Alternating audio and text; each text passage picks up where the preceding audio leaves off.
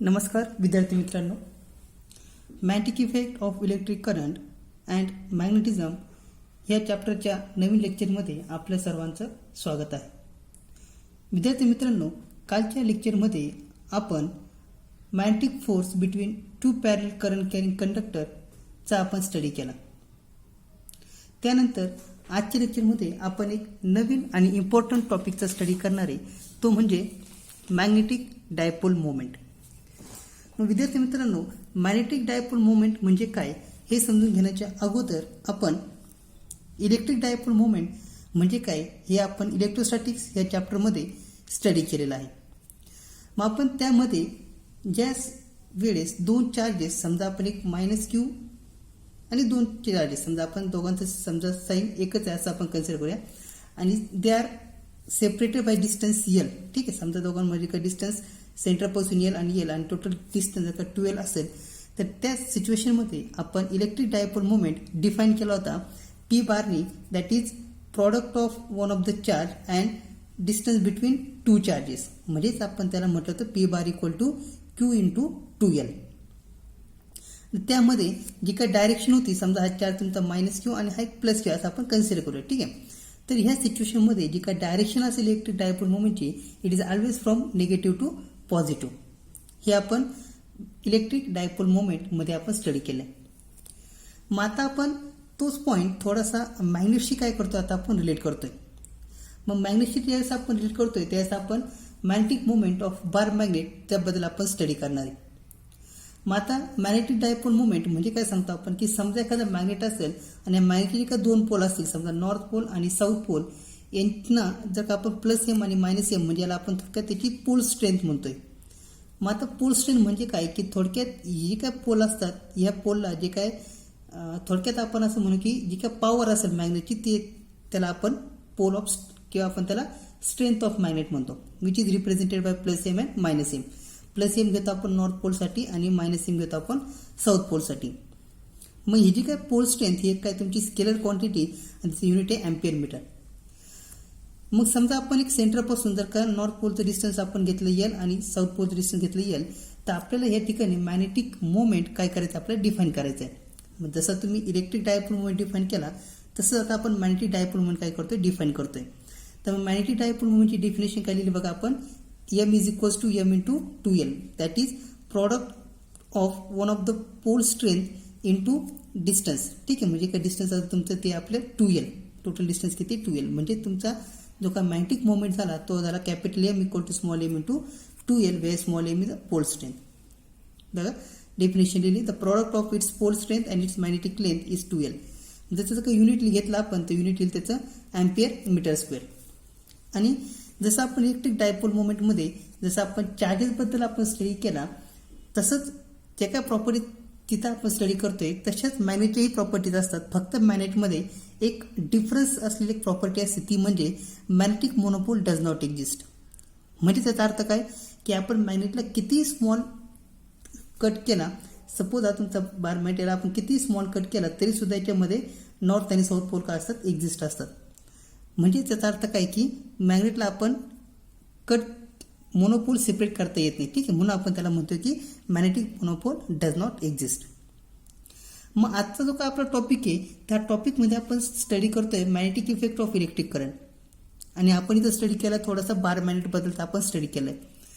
मग आता आपल्याला हे माहिती आहे की समजा एखादी करंट कॅरिंग कॉईल असेल आणि करंट कॅरिंग कॉईल ज्यावेळेस आपण त्याच्यातून करंट पास करणार आहे त्या सिच्युएशनमध्ये ही जी काय करंट कॉईल आहे ती it acts as a magnet, हे आपल्याला माहिती आहे. ठीक आहे, म्हणजे समजा एखादी वायर आहे त्या वायरमध्ये का आपण करंट पास केला तर ती काय असेल तुमची बिहेव ॲज अ मॅग्नेट, हे आपल्याला माहिती आहे.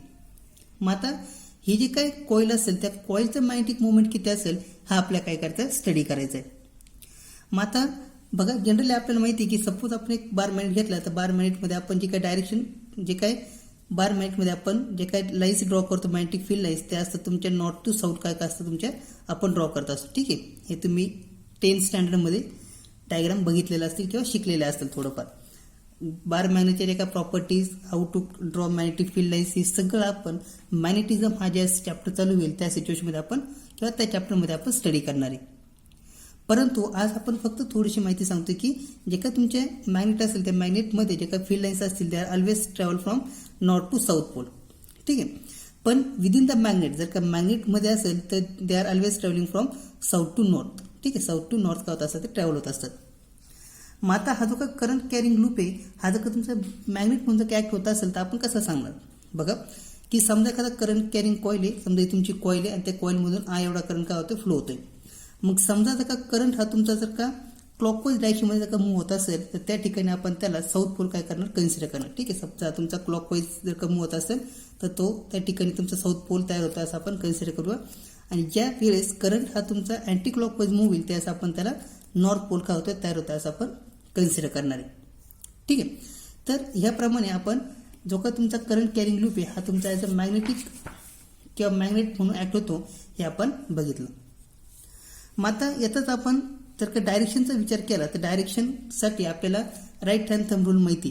ठीक आहे. म्हणजे आपण जे काय डायरेक्शन आपण दाखवतोय डायरेक्शन आपल्याला माहिती कुठून दाखवणार आपण कायम मॅग्नेटिक मोमेंटची डायरेक्शन कुठून असेल साऊथ टू नॉर्थ असेल हे लक्षात ठेवायचं. ठीक आहे. कायम डायरेक्शन कशी असेल साऊथ टू नॉर्थ. म्हणजे जर का तिथं असेल तर काय करा तुम्ही जो काय आपला राईट हँड थंब रूल आहे तो काय करायचा यूज करायचा. कर्व फिंगर काय करायचे जो काय करंटच्या डायरेक्शनमध्ये कर्ल करायचे आणि थंब काय करायचं it gives the direction of the magnetic field किंवा जी काय मॅग्नेटची डायरेक्शन असेल ती काय करत तुम्हाला दाखवणार आहे. मग आता नेक्स्ट पॉईंट आहे तो म्हणजे मॅग्नेटिक मुवमेंट. मग आता मॅग्नेटिक मुवमेंट कसं डिफाईन करतो आपण बघा की magnetic movement is defined as product of current passing through the coil into area vector. ठीक आहे. म्हणजे काय तुमचा काय तुमचा it is a product of current in the coil into area vector. ठीक आहे. त्याला आपण म्हणतो आय म्हणजे करंट आणि म्हणजे काय तुमचा एरिया वेक्टर. मग आता सपोज की ही जी काय कॉईल या कॉईलला फक्त एकच टर्न आहे तर एकच टर्न असेल तर तुमचा formula will M equal to I into A. पण if there are number of turns in the coil जर का त्याला नंबर ऑफ टर्न्स असतील तर तुमचा मोमेंट ऑफ जो काय तुमचा मॅग्नेटिक मोमेंट असेल तो magnetic moment become N into I into A where N is the number of turns of the coil. ते झालं तुमचं मॅग्नेटिक मोमेंटची डेफिनेशन. ठीक आहे. आणि आपल्याला जी काही मॅग्नेटिक मोमेंटची जी काय डायरेक्शन दाखवायची. ठीक आहे. बघा एक महत्त्वाचा प्रश्न आहे की जी काय मॅग्नेटिक मोमेंटची जी काय डायरेक्शन असेल तर डायरेक्शन ऑफ मॅग्नेटिक मोमेंट ही तुमची वेक्टर क्वांटिटी जर का असेल तर त्यामध्ये काय करणार आपण बघा सगळ्यात पहिले काय करणार जे काय कर्व फिंगर असतील the curve finger in the direction of current. ठीक आहे. काय करणार आपण जे काय कर्व फिंगर आहे ते कर्व फिंगर काय करणार आपण करंटच्या डायरेक्शनमध्ये ठेवणार आणि जो काय थंब असेल ठीक आहे this thumb will give the direction of the magnetic moment. Okay. And this magnetic moment is ची जी काय डायरेक्शन असेल it is always from south to north pole. काय काय बघा curve finger gives the direction of current and thumb will gives the direction of the magnetic moment. म्हणजे समजा या सिच्युएशनसाठी आपण कन्सिडर केलं तर काय करणार आपण जे काय फिंगर कर्ल आहे ते कर्व फिंगर काय करणार आपण फिंगर कर्ल करायचे आणि जी काय डायरेक्शन असेल मॅग्नेटिक फील्डची ते आपल्याला या फॉर्ममध्ये काय करतील रिप्रेझेंट करतील. ठीक आहे. म्हणजे असेल तुमची it is always from south to north. तर अशा प्रकारे आपण मॅग्नेटिक मोमेंटची डायरेक्शन काय करता येईल आपल्याला सांगता येईल. त्यानंतर नेक्स्ट पॉईंट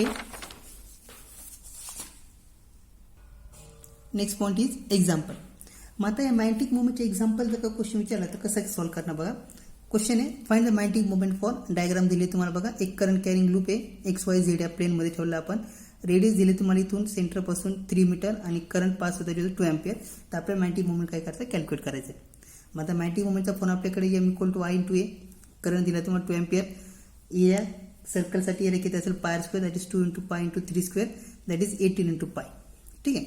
मग आता 18 इंटू पाय पण आपल्याला काय विचारायचं नाही की मॅग्नेटिक मोमेंट ही तुमची वेक्टर क्वांटिटी आहे आणि एक्स वाय झेड प्लेनही तुम्हाला गिवन आहे. म्हणजे त्याचा अर्थ काय की आता आपल्याला त्याची डायरेक्शनही सांगणं इम्पॉर्टंट आहे. मग त्याची डायरेक्शन काय असेल बघा फिंगर काय करणार कर्ल करणार. ठीक आहे. ही तुमची कर्लची डायरेक्शन कर्ल द फिंगर जी काय डायरेक्शन असेल ती कुठे तुमची अपवर्ड डायरेक्शनमध्ये म्हणजे काय असेल तो जे कॅप म्हणजे असेल तुमचं 18 पाय इंटू जे कॅप. त्यानंतर इकडे बघा हा एक क्वेश्चन की समजा एक तुमचा स्क्वेअरच्या फॉर्ममधला रेक्टेंगलच्या फॉर्ममध्ये तुमचं एक व्हॅल्यू दिली डायग्राम दिली तुम्हाला करंट 1 अँपियर फ्लो होतोय ही व्हॅल्यू दिली तुमची 2 मीटर हा दिला 3 मीटर. ठीक आहे. मग आता मॅग्नेटिक मोमेंटचा form I into A that is I into 2 into 3 that is 6 ampere metre square. ठीक आहे. पण आता जर का तुम्हाला करंटची डायरेक्शन जर का लिहायची असेल तर बघा आता कोणत्या पण एका डायरेक्शनमध्ये तुम्ही फिंगर कव्हर केले तर जे का तुमची व्हॅल्यू येणार ती कुठं असेल निगेटिव्ह केच्या डायरेक्शनमध्ये म्हणजे ती कुठं असणार इनवर्ड म्हणजे थोडक्यात ती डायरेक्शन तर कुठे असेल सेंटरला इनवर्डमध्ये ते असेल -6 इंटू -k. ओके. त्यानंतर एक नवीन एक्झाम्पल बघा. XYZ प्लेन दिला आहे तुम्हाला, त्याच्यामध्ये करंट आय काय होते, पास होते बघा. हा एक एरिया दिला आणि हा एक एरिया दिला आहे. मग आता या डायग्रामकडे बघून बघा, तुम्हाला लक्षात येईल की हे जे काही डिस्टन्स दिले आहे ते तुम्हाला ए दिलेलं आहे. ही distance he A, he distance A आणि ही डिस्टन्स काय बी. त्यातून आय एवढा करंट काय झाला इकडून पास करता आपण चाललो आहे. मग आपल्याला काय करायचं आता की या ठिकाणी मॅग्नेटिक मोमेंट कॅल्क्युलेट करायचं आहे. मग आता मॅग्नेटिक मोमेंट जर कॅल्क्युलेट करता असेल तर असा कोणता शेपच नाही की आपल्याला त्याचा एरिया माहिती आहे. ठीक आहे. मग आपण काय करणार, आपण असं कन्सिडर की तुमचे 2 लूप आहे असं आपण कन्सिडर करूया. ठीक आहे. म्हणजे का 2 लूप आहे असं आपण कन्सिडर केलं तर काय होईल बघा, इथून करंट तुमचा आय फ्लो होतोय, इकडून करंट आय फ्लो झाला आणि इकडून करंट पुन्हा काय झाला आय फ्लो होईल. सिमिलरली इकडून आय करंट फ्लो झाला आणि इकडं पास झाला. ठीक आहे. मग आपण ऑलरेडी त्या डायरेक्शन इथं कोणत्याही प्रकारचा करंट दाखवलेला नाही. सिमिलरली इथे तुमचा करंट का काही नाही, काही इक्वल आणि अपोजिट म्हणजे करंट तिथं नाहीच आहे. ठीक आहे. मग आता बघा आपण याला आपण 1 म्हणू, याला आपण 2 म्हणूया. मग आता पहिल्या फिगरचा जर का आपण एरिया कॅल्क्युलेट केला किंवा मॅग्नेटिक मोमेंट कॅल्क्युलेट केलं तर काय असेल आय इंटू ए. ठीक आहे. आय इंटू ए म्हणजे काय असेल I into A B. Okay. मग आता याची जर का आपल्याला डायरेक्शन सांगायची असेल, जसं आपण इथं के बार सांगितलं तसं इथं पण काय तुमची ती डायरेक्शन काय असेल आता के कॅप. ओके. पण आता कशी असेल ती फक्त पॉझिटिव्ह के कॅप आहे. मग आता डायरेक्शन जर का सांगायची असेल व्हेक्टरमध्ये तर आपल्याला 3 डायमेन्शनमध्ये डायग्राम आहे ती व्यवस्थित बघायची आणि त्याची वेक्टरनुसार काय डायरेक्शन ती तुम्हाला लिहिता येईल. त्यानंतर magnetic moment of second loop. मग सेकंड लूपची कशी करणार, I into A, I into A into B into काय असतं जे कॅप. ठीक आहे. याला पण तुम्ही काय करणार, curl the finger in the direction of the electric current, then thumb will denote the direction of the magnetic moment. मग आता मॅग्नेटिक मोमेंट वेक्टर आहे, वेक्टरिकल त्याला ऍड करा m1 प्लस m2 म्हणजे काय मिळेल तुम्हाला I into A B into K cap plus I into A B into J cap. I A B common घेतला जे कॅप प्लस के कॅप. आपल्याला त्याचं समजा मॅग्निट्यूड विचारलं असेल तर मॅग्निट्यूड काय घेणार तुम्ही, जे आणि केचे I A B square plus I A B square म्हणजे किती असेल तुमचा आय स्क्वेअर म्हणजे √2 into I into A B. हे काय तुमचे आन्सर असेल. ठीक. त्यानंतर तुमच्यासाठी एक्झाम्पलची होमवर्कसाठी find the magnetic moment of the current carrying loop A, B, C, D, E, F, A. Each side of the loop is 10 centimeter long and current in the loop is 2 ampere. ठीक आहे. ही direction दिली तुम्हाला, करंटची direction दिली तुम्हाला 2 ampere आणि प्रत्येक side दिले तुम्हाला 10 सेंटीमीटर. तर तुम्हाला काय करता, मॅग्नेटिक मोमेंट कॅल्क्युलेट करता आणि त्याचं मॅग्निट्यूड पण तुम्हाला कॅल्क्युलेट करायचं. ठीक आहे. जसा पहिला प्रॉब्लेम आपण सॉल्व्ह केला त्याचप्रमाणे फक्त इथं आपण कोणत्या प्रकारचं डायरेक्शन घेतलेली नाही. ठीक आहे. तुम्हाला विदाऊट डायरेक्शन प्रॉब्लेम सॉल्व्ह करायचा आहे. ठीक. त्यानंतर नेक्स्ट पॉईंट आहे आपला magnetic moment of revolving electron. Magnetic dipole moment of revolving electron. ठीक आहे. तर आता हा जो काय कन्सेप्ट आहे हा कन्सेप्ट तुमचा related it is related to the atomic magnetism. It is related to atomic magnetism. मग ॲटॉमिक मॅग्नेटिझममध्ये म्हणजे त्याचा अर्थ काय की समजा आपण एखादा ॲटॉमिक ऑर्बिटल इलेक्ट्रॉन घेतला ती आपल्याला माहिती की विच इज बाउंडेड. ठीक आहे. इलेक्ट्रॉन का तुमचा बाउंड असतो आणि तो का असतो which will be move in a circular orbit. तो का असतो सर्क्युलर ऑर्बिटमध्ये का असतो मूव्ह होत असतो न्यूक्लियसच्या अराउंडमध्ये. मग आता ज्यावेळेस इलेक्ट्रॉन मूव्ह होणार त्यावेळेस काय तिथं काय होणार तुमचा करंट काय होणार आहे प्रोड्यूस होणार आहे आणि ही जी काय मोशन असते त्याला आपण काय म्हणतो ऑर्बिटल मोशन. आणि त्यामुळं जी काय orbit is behave as a current carrying loop म्हणजे तो जो काही करंट असेल त्या फ्लो झाल्यामुळं हा जो काही ही जी काही सिस्टीम आहे किंवा ही जी काही आपण पूर्ण जो काही सर्क्युलर जो काही पाथ घेतोय त्याला आपण म्हणतो की हे काय असेल it will orbit will behave as a current carrying loop. मग आता त्या ठिकाणी जर का तुम्ही मॅग्नेटिक फील्ड जर का प्रोड्यूस होत असेल तर हाच जो काही फेनॉमेनॉन आहे त्याला आपण म्हणतो ॲटॉमिक मॅग्नेटिझम. बघा. मग आता याच्यावर नेमकी मॅग्नेटिक मोमेंट किती असेल ते आपल्याला काय करायचं आता कॅल्क्युलेट करायचं आहे. मग आपल्याला माहिती आहे की due to the motion of electron current is produce. बघा आता समजा आपण काय म्हटलं की समजा आपण एक इलेक्ट्रॉन या ठिकाणी काय होतोय मूव्ह होतोय तर ज्यास इलेक्ट्रॉन मूव्ह होतील त्यास आपल्याला माहिती काय होईल तिथं करंट काय होणार आहे प्रोड्यूस होणार आहे. आणि हे जे काही इलेक्ट्रॉन्स आहे they are moving with the V velocity आणि इलेक्ट्रॉन काय होत आहे व्ही व्हेलॉसिटी काय होत आहे मूव्ह होत आहे. मग आता आपल्याला माहिती जनरली जो काय करंट असतो करंटची डेफिनेशन आपण लिहितो चार्ज पर युनिट टाइम.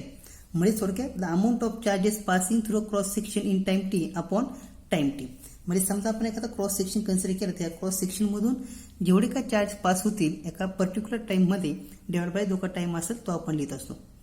मग आता आपण करंट डिफाईन करतो बघा. आय इक्वल टू इथून काय फक्त एवढा काय होईल तुमचा इलेक्ट्रॉन असेल, म्हणजे हा काय तुमचा ई अमाऊंट ऑफ चार्ज म्हणजे अपॉन टी असेल, किंवा 1/f म्हणजे आपण फ्रिक्वेन्सी लिहितो म्हणजे इंटू एफ असेल, किंवा त्याला आपण जर का चार्जला क्यू म्हटलं तर क्यू इंटू एफ हा काय तुमचा करंट असेल. मग आता हा जो का टी आहे, मग टी जर का आपल्याला लिहायचा असेल म्हणजे टाईम, तर टाईम किती लिहा बघा. टी इक्वल टू पायर अपॉन व्ही, म्हणजेच ते का तुमचा टोटल करंट झाला, टोटल करंट असेल ई व्ही अपॉन 2 पायर. ठीक आहे, ईची व्हॅल्यू आपण तशीच ठेवली आणि टी म्हणजे काय असेल तुमचा व्ही अपॉन 2 पायर. मग आता मॅग्नेटिक मोमेंट काय लिहितो आपण. Magnetic moment equal to I into A, म्हणजेच काय असेल बघा. आयची व्हॅल्यू झाली तुमची ई व्ही अपॉन 2 पायर इंटू पायर स्क्वेअर, म्हणजेच pi pi get cancel, R get cancel, E V R upon 2, म्हणजे मॅग्नेटिक मोमेंटची व्हॅल्यू किती आली तुमची ई व्ही आर अपॉन 2, आणि त्याची जी काय डायरेक्शन असेल कशी असेल इनवर्ड असेल. मग आता जर का पार्टिकल किंवा जो काही इलेक्ट्रॉन हा जर का तुमचा सर्क्युलर मोशन परफॉर्म करत असेल, तर सर्क्युलर मोशनमध्ये आपल्याकडे रिलेशन बघा V equal to R omega, ती व्हॅल्यू इक्वेशन सबस्टिट्यूट केली तर आपल्याला मिळेल A into R square into omega upon 2. मग आता कधी कधी एनसीईआरटीमध्ये हा जो क्वेश्चन आहे थोडासा वेगळ्या भाषेत विचारला जातो, तो म्हणजे in terms of angular momentum. मग जर का in terms of angular momentum question जर का विचारला गेला तर त्यावेळेस आपल्याला बघा अँग्युलर मोमेंटम माहिती आपल्याला एल इक्वल टू काय लिहित असतो आपण आर क्रॉस पी. मग आर क्रॉस पी म्हणजेच काय लिहिणार आपण R into P sine theta. ठीक आहे, R into P sine theta. पण पी म्हणजे काय तुमचं मोमेंटम, म्हणजे आपण काय लिहिणार मोमेंटमच्या जागी M into V, that is R into M into V sine theta. जर का तुमचा अँग्युलर मोमेंटममध्ये जो का पी आणि आर यांचा जो काय अँगल जर का 90 डिग्री असेल तर आपण काय लिहितो इथं एम व्ही आर काय लिहिणार आपण इक्वेशनला. ठीक आहे, म्हणजे एलची व्हॅल्यू काय तुमची M into V into R, म्हणजे त्याच्यावरून आपण व्ही इंटू आर काय लिहिणार एल अपॉन एम. तर हे जे काही इक्वेशन नंबर 2 आपण हे इक्वेशनमध्ये सबस्टिट्यूट करूया आता. म्हणजे मॅग्नेटिक मोमेंट काय मिळेल बघा. जे काय तुम्ही व्ही आरची व्हॅल्यू टाकली तिच्या जागी काय लिहिणार एल अपॉन एम, म्हणजेच काय येईल बघा E into E upon 2m into काय असेल एल. म्हणजे हा झाला तुमचा magnetic moment in terms of angular momentum. याच्यामध्ये एक नवीन पॉईंट येतो म्हणजे गायरोमेट्रिक रेशो.